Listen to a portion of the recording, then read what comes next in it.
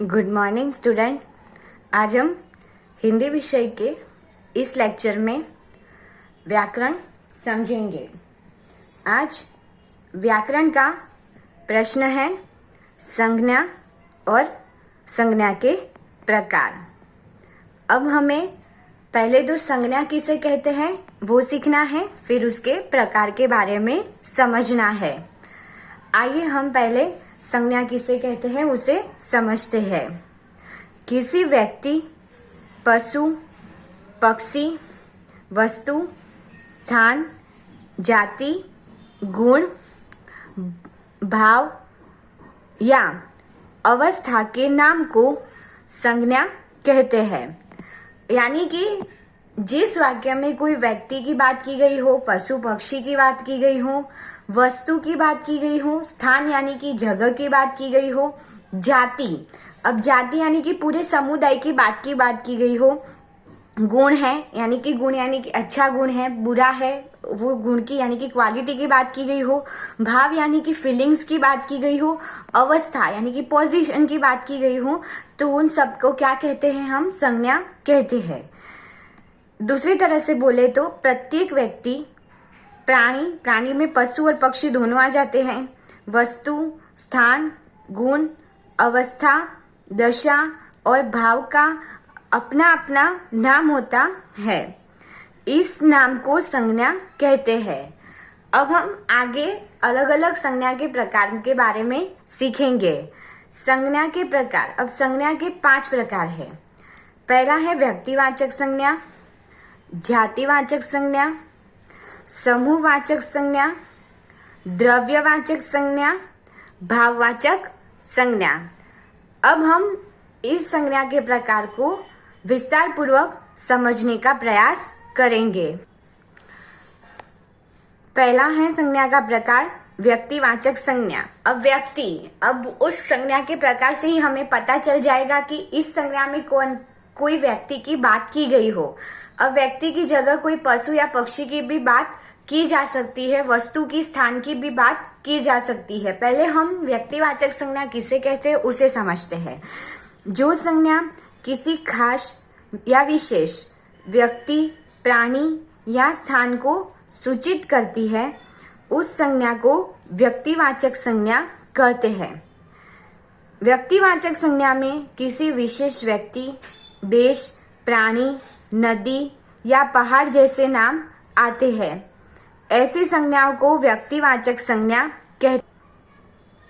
अब इसमें क्या आ सकता है कि कोई भी व्यक्ति की बात की गई हो तो वो व्यक्ति का नाम आ सकता है। कोई स्थान यानी कि जगह की बात की गई हो तो उसका नाम आ सकता है। जैसे कि कोई भी जगह हो तो आज मुझे घूमने जाना है, तो हम अब कौन सी जगह घूमने जाना है, जैसे कि अहमदाबाद में घूमने जाना है या नदी किनारे घूमने जाना है, तो नदी किनारे की बात की गई तो फिर नदी का भी उसमें नाम आ सकता है।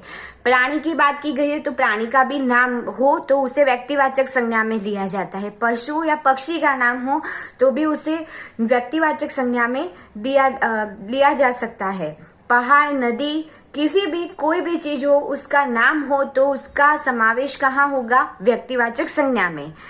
अब हम उसके एग्जाम्पल देखते हैं। अब पहला है हमारा भीमराव इंग्लैंड चले गए। अब भीमराव भी हमारी व्यक्तिवाचक संज्ञा हो गई और इंग्लैंड भी व्यक्तिवाचक संज्ञा हो गई। किस तरह हो गई वो नीचे मैंने समझाई है। इसमें भीमराव व्यक्ति का नाम है और इंग्लैंड स्थान का नाम है। यानी हमें व्यक्ति और स्थान दोनों का नाम देके बताया गया है, इसीलिए ये कौन सी संज्ञा हो गई, हमारी व्यक्तिवाचक संज्ञा। जो हमें व्यक्ति या कोई भी स्थल का नाम ना दिया हो तो उसका समावेश व्यक्तिवाचक संज्ञा में नहीं हो सकता। दूसरा है नर्मदा अमरकंटक से निकलती है। अब नर्मदा है वो नदी का नाम है तो हमें नदी का स्पेसिफिक नाम दिया हुआ है। अमरकंटक है वो पहाड़ी का नाम है, यानी कि पहाड़ी बोलो या जगह बोलो तो हमें दोनों का नाम दिया गया है, इसीलिए दोनों का नाम दिया गया है, इसीलिए उसको कौन सी संज्ञा बोल सकते हैं हम, व्यक्तिवाचक संज्ञा। गंगा पवित्र नदी है। अब गंगा है उसका पवित्र नदी है, यानी कि नदी का नाम दिया गया है हमें कि कौन सी नदी को पवित्र कहा गया है, तो गंगा नदी को पवित्र कहा गया है, यानी कि गंगा नदी का नाम है, इसीलिए इसे व्यक्तिवाचक संज्ञा में ले सकते हैं। आगे है अहमदाबाद बड़ा शहर है। अब शहर की बात की गई है, पर इसमें भी कौन से शहर की बात की गई है, तो अहमदाबाद शहर की बात की गई है। इसीलिए अहमदाबाद क्या है, व्यक्तिवाचक संज्ञा बन गया, यानी कि शहर का नाम अहमदाबाद है। डॉक्टर अब्दुल कलाम महान वैज्ञानिक थे। अब महान वैज्ञानिक की बात की गई है, पर कौन सा है, डॉक्टर अब्दुल कलाम, यानी कि वैज्ञानिक का नाम भी हमें दिया गया है कि डॉक्टर अब्दुल कलाम। अब डॉक्टर अब्दुल कलाम इंसान का नाम हुआ, यानी कि एक विशेष व्यक्ति का नाम हुआ, तो उसे कौन सी संज्ञा में रखेंगे, व्यक्तिवाचक संज्ञा हो जाएगी। अब हमारा संज्ञा का दूसरा प्रकार है जातिवाचक संज्ञा। अब हम उसको समझते हैं। जो संज्ञा किसी खास व्यक्ति, प्राणी, वस्तु या स्थान को सूचित नहीं करती, परंतु पूरी जाति या वर्ग को सूचित करती है, उस संज्ञा को जातिवाचक संज्ञा कहते हैं। किस तरह कहते हैं वो देखते हैं। लोग नदी को माता मानते हैं। अब इसमें किसकी बात की गई, नदी की बात की गई है। आगे हमने संज्ञा भी देखा था कि नदी का नाम दिया गया था, इसीलिए हमने उसमें कौन से रखा था कि व्यक्तिवाचक संज्ञा में। अब इसमें नदी की बात की गई है, पर नदी का नाम नहीं दिया गया, सारी नदियों की बात की गई है, इसीलिए उसको किस में रखेंगे, जातिवाचक संज्ञा में। इन शॉर्ट आपको याद रखना है कि जिसमें कोई व्यक्ति या प्राणी, पशु, पक्षी या स्थान का नाम दिया गया है तो उसे व्यक्तिवाचक संज्ञा में रखना है। जिसमें ये सारी चीजों का नाम नहीं दिया है और फिर भी उसकी बात हो रही है तो उसको किस में रखना है, जातिवाचक संज्ञा में रखना है। मैंने आपको इधर बताया ही है, इसमें नदी तथा माता का नाम नहीं दिया है। इसमें भारत की सारी नदी की बात की गई है, माता का भी कोई नाम नहीं दिया है, इसीलिए सारी माता की बात की गई है। यानी कि दोनों में से किसी का नाम नहीं दिया है, इसीलिए हम उसे किस में रखेंगे, जातिवाचक संज्ञा में। दूसरा है गांव के पास ही एक संत रहते थे। अब गांव है, गांव का नाम नहीं दिया है, गांव स्थान आ गया पर स्थान का नाम नहीं दिया है। इंसान है, संत है, पर संत का नाम नहीं दिया गया, यानी कि पूरे संत की जाति को और पूरे गांव की कौन सा गांव है वो बताया नहीं गया, इसीलिए उसको हम किस में रख सकते हैं, जातिवाचक संज्ञा में। इसीलिए कह सकते हैं कि इसमें गांव की और संत की बात की गई है, गांव और संत के नाम का उल्लेख नहीं किया गया है। गांव और संत की पूरी जाति या वर्ग का उल्लेख किया गया है, इसीलिए कौन सी संज्ञा हो गई हमारी, जातिवाचक संज्ञा। आगे देखते हैं बच्चे खेल रहे हैं। अब बच्चे है, कोई बच्चे का नाम नहीं दिया गया है, तो क्या आएगा, वो जातिवाचक संज्ञा बन जाएगा। इसमें कोई एक बच्चे का उल्लेख नहीं किया है, बच्चों के पूरे वर्ग की बात की गई है। आगे है किसान खेत में काम करता है। अब किसान है कि रामलाल है या श्यामलाल है, ऐसे किसान का कोई नाम नहीं दिया गया है।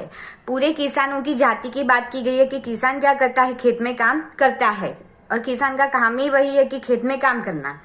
तो इसमें कोई एक किसान की बात नहीं करके पूरे सारे किसान की बात की गई है, इसीलिए उसमें क्या किया गया है, इसे जातिवाचक संज्ञा में रखा गया है। पर्वत बहुत ऊंचा है। अब पर्वत है वो ऊंचे होते हैं, पर कौन सा पर्वत ऊंचा है वो नहीं बताया गया है, यानी कि पर्वत का नाम नहीं दिया गया। जैसे कि हिमालय है, कैलाश पर्वत है, गिरनार पर्वत है, वो सारे अलग अलग पर्वत के नाम है। जो हमें पर्वत के नाम देते तो हमें उसको कहाँ रखना चाहिए, व्यक्तिवाचक संज्ञा में, पर ऐसा कुछ नहीं दिया है, सिर्फ पर्वत का ही बताया गया है, कोई नाम नहीं दिया है, इसीलिए हम उसको कहाँ रखेंगे, जातिवाचक संज्ञा में रखेंगे। इसमें कोई खास पर्वत के नाम का उल्लेख नहीं किया है, सारे पर्वतों की बात की गई है। तीसरा संज्ञा का प्रकार है हमारा समूहवाचक संज्ञा। अब समूहवाचक संज्ञा किसे कहते हैं कि कुछ संज्ञा समूह के नाम को दर्शाती है, उस संज्ञा को समूहवाचक संज्ञा कहते हैं। अब समूहवाचक यानी कि एक से ज्यादा लोग जब इकट्ठे होते हैं तो क्या बनता है, उसका ग्रुप, या ग्रुप को क्या बोलेंगे, समूह बोलेंगे। अब उसकी बात की गई है। अब हम देखते हैं एग्जाम्पल क्यों। बाजार में बहुत भीड़ थी, भीड़ है। अब भीड़ है वो क्या होगा, एक से ज्यादा लोग होंगे तो क्या होगा, भीड़ जमा होगी, तभी बनेगी ना, क्योंकि हम बाजार में जाते हैं तो हम अकेले तो होते नहीं हैं, एक से ज्यादा लोग ही होते हैं, इसीलिए क्या हुआ, भीड़ है वो समूहवाचक संज्ञा हो गई। इस पर से ही हमें पता चल जाएगा, नाम पर से समूह यानी कि ग्रुप। भीड़ शब्द एक से ज्यादा लोगों की संख्या को दर्शाता है। एक से ज्यादा लोगों की संख्या का समूह का उल्लेख करती है। दूसरा है सम्मेलन बहुत सफल रहा। अब सम्मेलन कब होगा? जब लोग इकट्ठा होंगे तभी सम्मेलन होगा।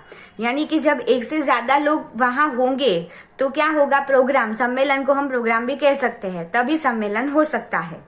इसमें एक से ज्यादा लोग इकट्ठे हुए, इसीलिए सभा सम्मेलन भी कह सकते हैं।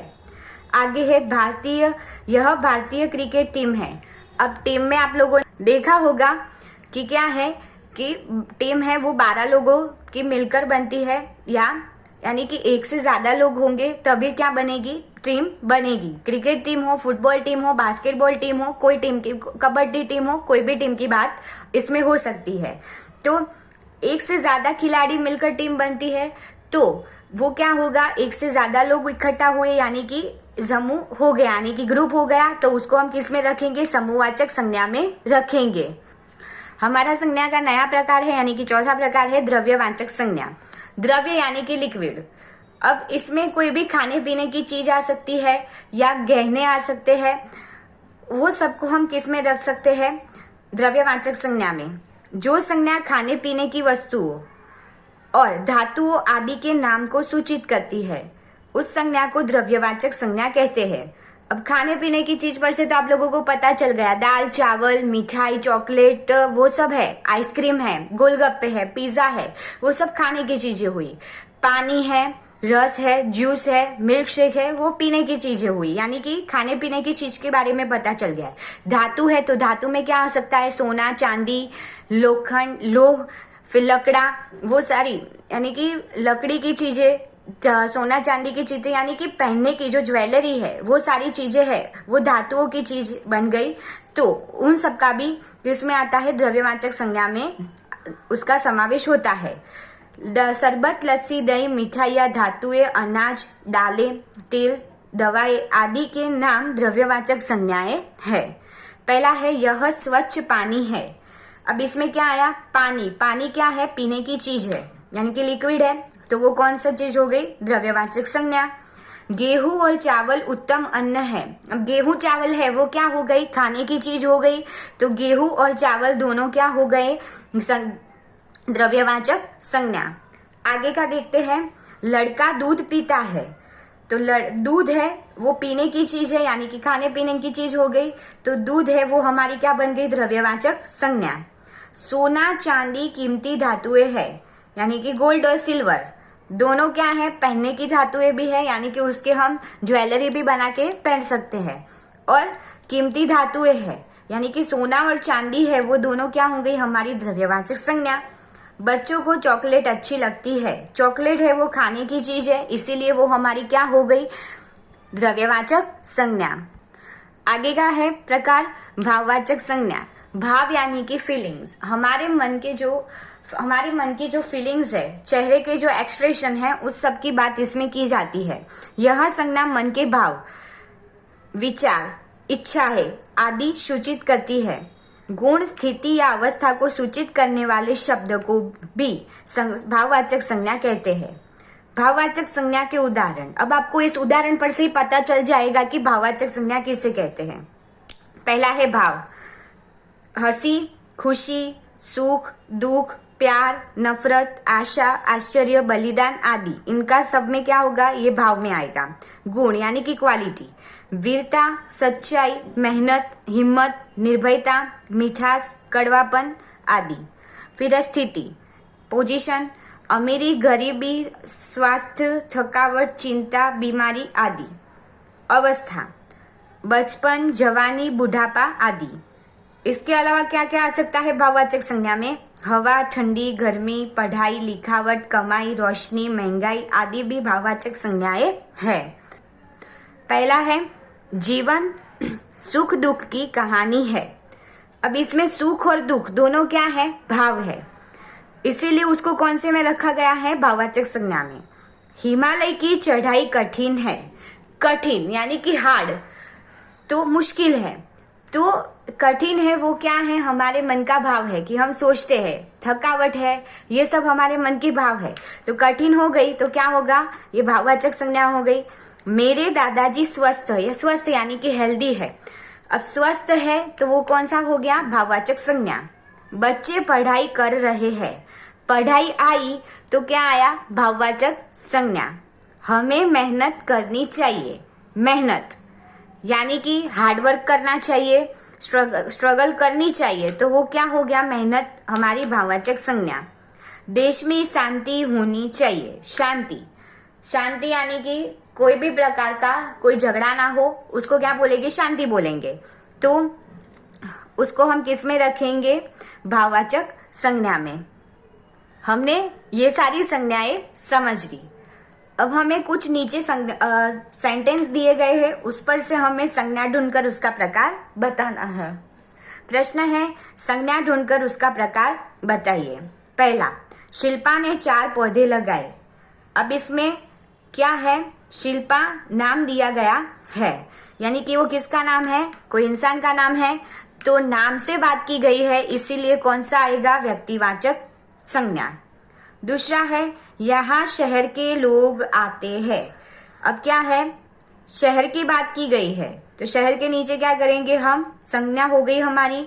अब शहर है, कोई स्पेसिफिक शहर का नाम नहीं दिया है, जैसे कि अहमदाबाद है, जयपुर है, दिल्ली है, ऐसा कोई शहर का नाम नहीं दिया गया है। किसकी बात की गई है, कोई एक शहर की बात की गई है पर नाम नहीं दिया है, यानी कि कोई भी शहर हो सकता है, तो वो कौन से में आएगा, जातिवाचक संज्ञा में। आगे है, बच्चों की टोली होली खेलने निकली। अब टोली है यानी कि एक से ज्यादा बच्चे होंगे, यानी कि क्या बन गई, तो बच्चों की टोली बन गई, तो टोली है वो हमारी संज्ञा है और उसका प्रकार होगा समूहवाचक संज्ञा। आगे है, माँ चांदी की मूर्ति लाई। अब चांदी है, पहले ही बोला था कि कोई भी पहनावे की यानी कि कोई धातु हो, या यहाँ उसमें से आभूषण यानी कि ज्वेलरी बन सकती है, तो उस किसमें आएगा, चांदी, द्रव्यवाचक संज्ञा। हमें सबके साथ विनम्रता से रहना चाहिए। विनम्रता यानी कि अच्छी तरह से रहना चाहिए, किसी के साथ गुस्सा करके बात करनी नहीं चाहिए। विनम्रता है वो हमारे मन का एक भाव है, तो विनम्रता हुई हमारी संज्ञा और उसका प्रकार हो गया भाववाचक संज्ञा। गुलाब का फूल सुंदर है। अब गुलाब, गुलाब कोई फूल है तो कौन सा फूल है, गुलाब, तो गुलाब हमारी संज्ञा हो गई, नाम दिया इसीलिए क्या आएगा, व्यक्तिवाचक संज्ञा। सुंदर है यानी कि बहुत अच्छा है, तो सुंदर है वो हमें कोई चीज देखते हैं तो हमें अच्छी लगती है, तो हमारे मन में वो अच्छा विचार आया, तो मन के भाव है, तो वो आ गया भाववाचक संज्ञा। कुत्ता वफादार था। अब कुत्ता है तो हमें उसका नाम नहीं दिया गया है, तो कुत्ता है जो प्रॉपर नाम दिया गया होता है तो हम उसे व्यक्तिवाचक संज्ञा में रखते, पर कुत्ते का नाम नहीं दिया गया इसीलिए वो क्या हो गया, जातिवाचक संज्ञा। अब वफादार है यानी कि क्या है कि वो उसकी एक क्वालिटी है, उसका एक गुण है, तो उसमें हम किस में रखेंगे, भाववाचक संज्ञा। कश्मीर सुंदर प्रदेश है। कश्मीर है वो एक जगह का नाम है।